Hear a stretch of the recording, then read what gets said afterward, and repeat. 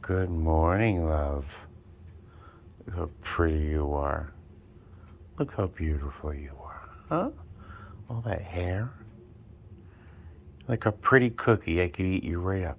I could eat you right up. Yeah. Good afternoon, guys. Hi, welcome back to my channel. It's me, Steven. It is the 15th. I can't believe it. Welcome back to Vlogmas Day 15. It is now 12:56 in the afternoon. I have done absolutely nothing today. Well, I called my home warranty company, and I've called them a number of times. Somebody asked if I've for a follow-up on that. I've called them a number of times, and I'm put on hold by the automated system for so long, like 15 minutes, or whatever it is, that they send me to a voicemail, and I leave a message, and I haven't received anything from them. I just called one last time. Now I just sent a text to Rachel, my realtor, to ask her for some suggestions, because I'm kind of at my wit's end. It's really amazing that I'm not ragingly upset, because that's where I go at this point usually. So maybe I'm growing up, I don't know. But it's 1 o'clock in the afternoon. I've done nothing. I am wearing the jeans that I tore yesterday. They're not like revealing, but they're torn. So I'm going to go buy a pair of jeans today. The only other pair of jeans I have are upstairs. They're covered in paint from when I was making an attempt to paint my house. So they're not really wearable. So I'm gonna go out and try and buy a pair of jeans today. But first, I'm gonna go out for a drive. It's for the first time in like a few days. It's a beautiful day. It's a little cold. It's about 45, 50 degrees. It's warmer in Chicago right now than Las Vegas, but I'm gonna go out. I don't know where I'm gonna go, but I'll take you with me. So let's just start driving. All right, see you soon. Hey guys, hi. So it looks like we're going to Red Rock. I know you've been there with me a couple times over the past few months, but I was on Charleston, and I just started driving thinking, I don't know, where am I going to go? And Charleston goes directly, I mean, straight as an arrow, straight into Red Rock. You literally just drive from Charleston, and then you're in Red Rock eventually. All right, I know we were here just a couple weeks ago, but boy, it's a beautiful day today. So apparently you need a reservation. I needed a reservation last time I was here, but I didn't make one, and they didn't charge me. For some reason, they just charged me $2 because I didn't have a reservation. Okay, but I have an annual pass, so that was my only cost. I'm only going to the visitor center to use the little boys' room because, well, I have to go. Hey guys, hi. So I made it here to Red Rock. While I was driving out here, the home warranty company called me with good news. So my house is covered. Yes, the policy that is actually in existence is covering my current home. They did send me this email address saying, and I only got this email for the other address, the address of the house that I really wanted, my house. That's the email, the address that they had listed on my email as the address that was being covered. So she called, she said, we're so sorry, this is 100% our fault. And she assured me that my plan was covering my house. So I asked her while I was talking to her, I said, could you tell me if my garage door opener is covered under my home warranty? And she said the remote isn't, but I said the remote's not the problem. It's just that it won't open during daylight. I've tried covering the sensors. I've tried all sorts of things, but when the sun is shining, my garage door won't close. It'll open, but it won't close. So she said, yes, it's covered. She's going to send me an email to direct me how to contact a contractor that works with them. But then, of course, I was driving here to the desert and the phone call ended. So I'm hoping she did send me the email as we were talking about. But there we are. So it's good news. Great news that my home is covered, and I guess I'll keep the same company. I don't know much about home warranty companies, but if anybody out there has had a huge problem with a claim and you have a better one or a favorite one, let me know. All right, I'm gonna head into the visitor center, warm up a little bit before I drive around and maybe take a walk. Look at that beautiful puppy. Look at the beautiful dog. I'm gonna say hi. I probably shouldn't say hi. Hi. Hello. Hi, honey. Oh, sit down. Get relax, honey. Hi. I probably shouldn't say hi to you. I don't own you. But I feel bad you're out here by yourself. Oh, yeah. Oh, yeah. Oh, yeah. What a cutie. What a cutie. All right. I'm trying not to judge the owner of that beautiful puppy harshly because I don't want anyone to judge me and how I take care of my cats. But it's chilly outside, and his Darby or Darcy, we couldn't figure out by the tag on the collar. Like, it's chilly out there, and her little paws on that cement, it's got to be cold. And the volunteer who works here says the dog's been out there for like 20 minutes. I'm like, that's too long. Poor thing. Oh, and she put water out in a little bowl. I love her. Oh my God, that volunteer was so nice. She just put water out in a bowl. So happy. Well, it's a gorgeous day here, and there's almost nobody out here, so this could be the perfect day to go for a walk. So I love those people in the visitor center. They're so nice. They're always so sweet. And the puppy's parents finally came by about 5 minutes later. I was watching. I just think it's too chilly to be leaving a dog outside for that length of time. You know, I know that they have little coats for puppies, and if I had a dog like that, I'd have a whole wardrobe of coats. But it's chilly. It's not even 45 degrees, if that. Maybe cooler. But yeah, so the puppy's parents came by. I got dog spit all over my sleeve, which is fine. I have no problem with dog spit. Interesting thing, coming here, driving along the road, it's a 1-lane road. And there was a police car behind me pretty much the whole way.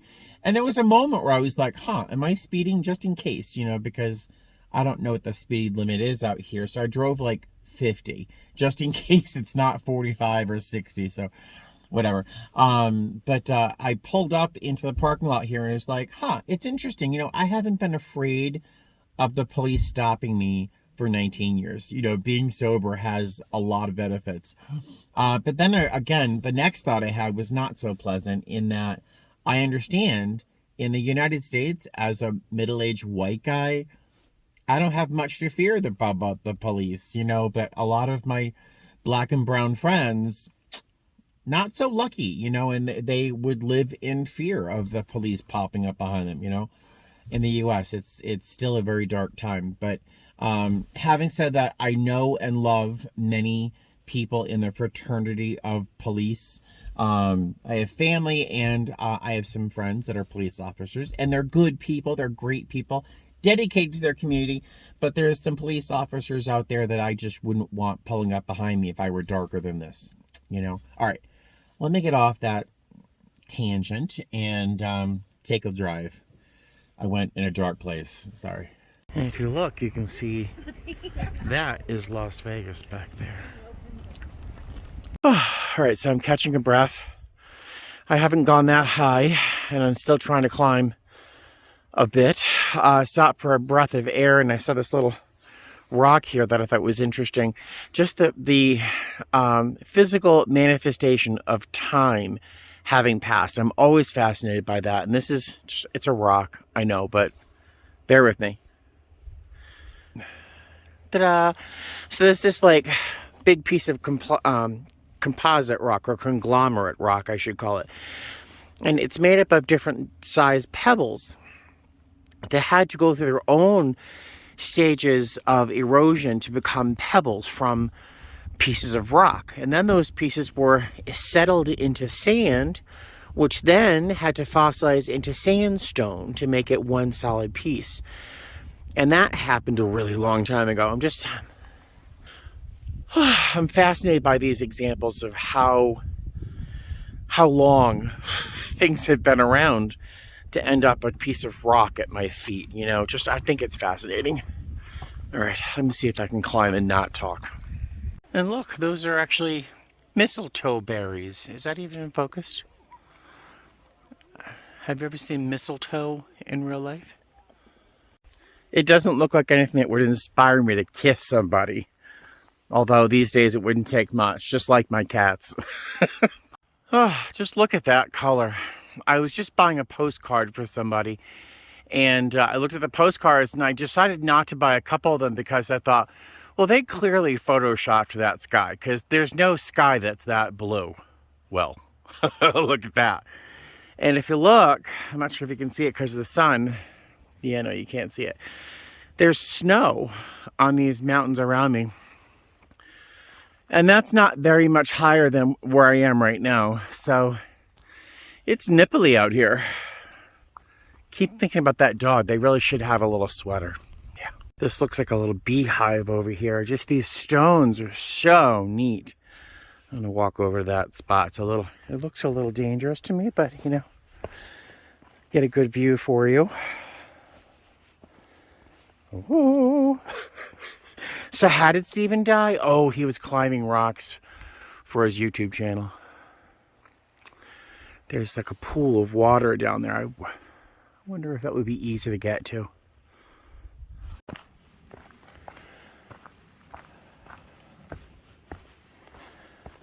Oh, so neat. I haven't been over here before.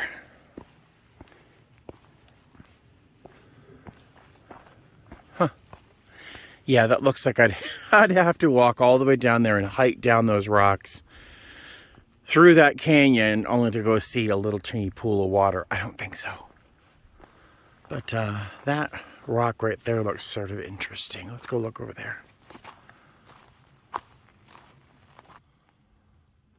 Yeah, look how cool this is. There's that clump of mistletoe there with the little pink berries. And look at the color of these lichen and how the elements have worn out these pieces of stone. Isn't that wild? So pretty. Look at those colors. Then I'm given more reasons to hate people. See the writing here? And in there. And over there. I hate people. I really do.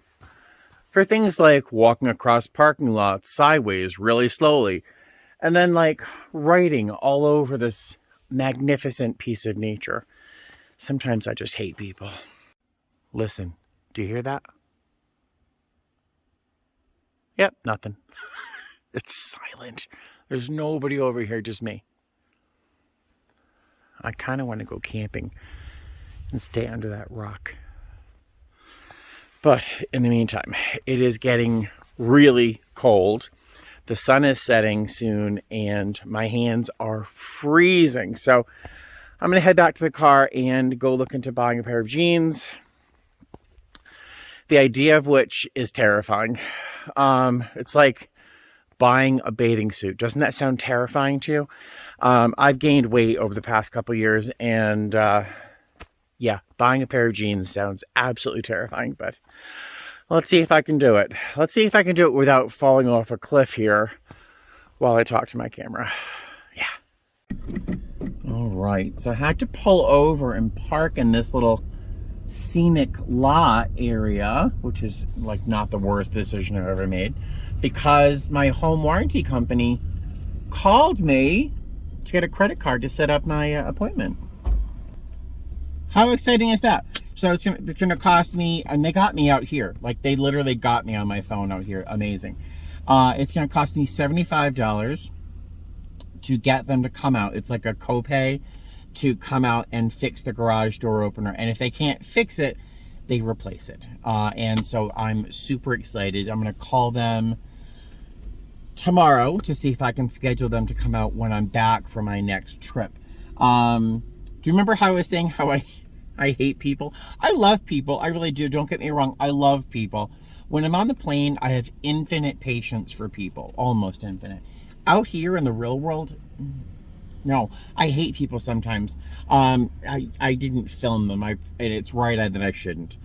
But there was this car that just took off just now that was riding my bumper. It was literally driving up behind me, flashing his lights, and he tapped on his horn because I was driving too slow.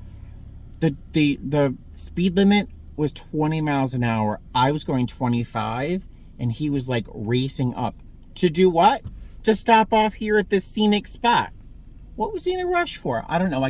I don't understand people. All right. I do want to show you one more thing. 1 second. Do you see those white patches out there down below me? Snow. Isn't that the most horrifying thing you've seen all day? Ugh. I detest snow more than you can imagine, but I'm gonna stop off at this one last scenic spot. I don't know the name of it. I've been here before, as you probably remember, but look how beautiful. Can you see the moon up there? It's so clear. Isn't this gorgeous? The sun's about to set behind the mountains. One day I'm gonna pack a picnic lunch and just come up here and spend the day just eating and just looking.